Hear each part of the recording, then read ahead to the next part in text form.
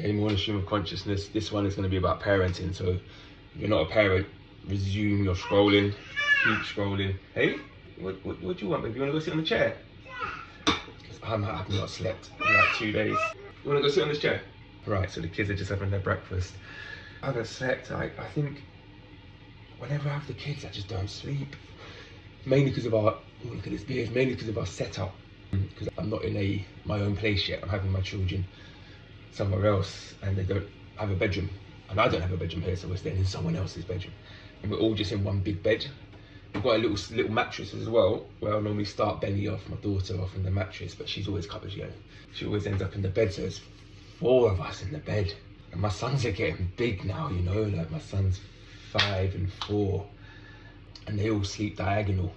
So yeah, I just don't get a restful sleep, and they're all up and they all want daddy cuddles, you know. So I'll be on the end of the bed with Benny and then she'll fall asleep, and then my middle son will pop his head up like a meerkat in the middle of the night, daddy cuddle.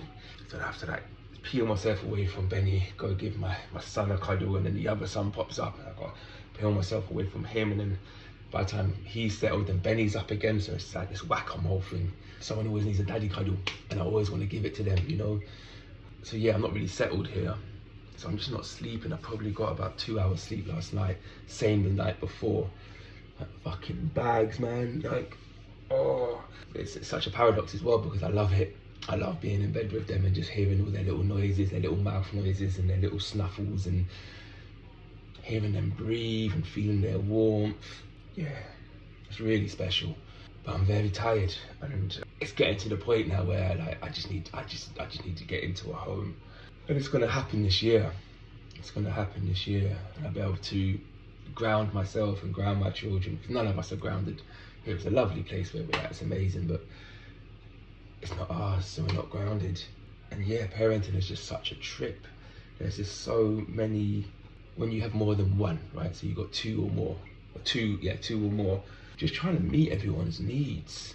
And then you feel like you're failing. You always feel like you're failing, because there's always, I know I'm not failing, like intellectually, I know I'm not failing, but the felt experience is you're letting them down because you can't give them what they need. Like, I was out with them all yesterday, went to a wicked birthday party. Big up Poppy, by the way, but you know who you are, Poppy. Big love to you. So she supported me so much through this separation. Anyway, so it's her daughter's birthday, so we went to her daughter's birthday. It was amazing. They had this like magician, we did like a disco as well, and it was just epic, and the kids just fucking loved it. And then from there we went straight to a place called Out of Bounds, so people from the area would know it's like a massive soft play place, more than soft play, it's like bowling, laser tag, climbing. It's got everything there. But we went to the soft play thing, so we went straight from that party to the soft play to meet my good friend Jamie and his 2 children. He's also a solo dad. So we're there, like, what's that, 5 children, just me and him with 5 kids, young, 5 years old and under. I think his daughter's 5, his son must be 3, I think. Yeah, 3. So it's just us dads and all these kids. It's nuts. But we're so good with it, you know, we're so good with it. He's a good dad. He's a good man. So yeah, I went to Out of Bounds, so it's just like being out with them all day, and then get back and I'm fucked, because you gotta like be on it. You got like, when you're by yourself with little children, you have to be sharp. By the time I get home, I'm knackered, but then I get home and the kids still got energy. I'm like, what the fuck? Have we've been discotheque, we've been here, there, we've been Out of Bounds, and they play so well. Hey baby. And you get home thinking, oh, they're gonna be knackered, and they're not. They're still, what are you doing, babes? They still want more. And they end up losing my temper, and I feel so bad. I always reconcile with them. I think parenting is not about not losing your shit with your kids. It's actually healthy for you to lose your shit with your kids. It's healthy because they get to see it's the real world. Patience get tested. You want to eat? Where's the toast, baby? Gave you loads of toast. Do you want this one? Do you want more watermelon? More watermelon. Still don't understand why you call watermelon baby. Baby? Yeah, watch. You want this? Come. You want 2, yeah? 2, go on then. It's not about not losing your shit with your kids, it's about the reconciliation. It's about apologizing to your kids, having accountability. I do it all the time. Like, I'm not gonna give them no silent treatment, and I'm the adult in the situation, they're just children. Can't blame the children for triggering me, because that's what's happening, I'm being triggered. or I'm feeling like I'm failing, so I'm sensitive, and then they do something and I react. So I get down to their level and I give them a cuddle. I'm like, look, Daddy shouldn't have done that. I shouldn't have shouted at you. You've done nothing wrong. I'm always saying this to them, like, you've done nothing wrong. You're not in trouble. You are not in trouble. Like, I am the adult here. I should be able to control my emotions, and I've let my emotions get the better of me, and I'm sorry.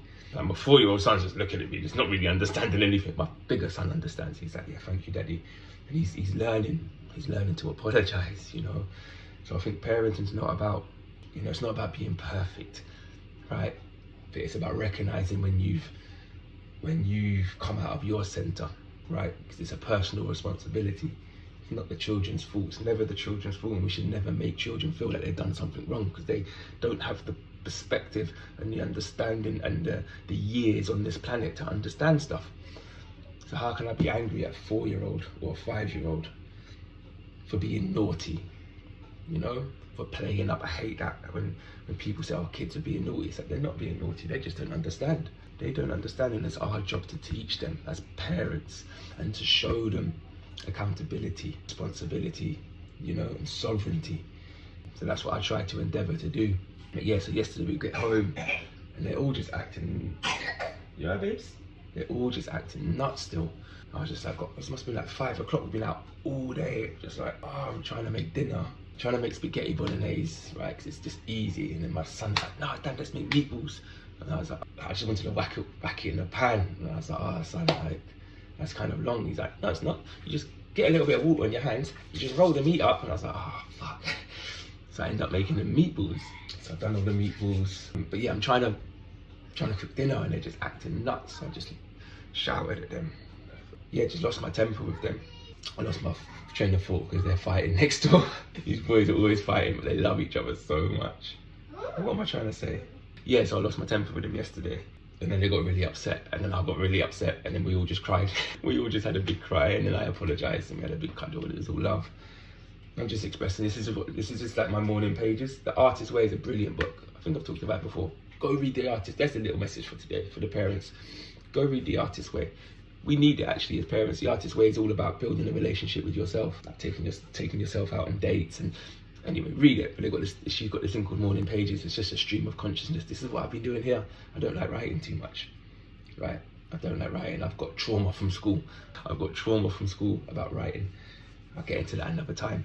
So I'm very dyslexic, and I come from the era, I'm 40 years old, where dyslexia was not recognised. It was recognised. I had a fucking certificate to say, yeah, he's highly dyslexic, but the teachers in my school didn't believe in it. They thought it was an excuse.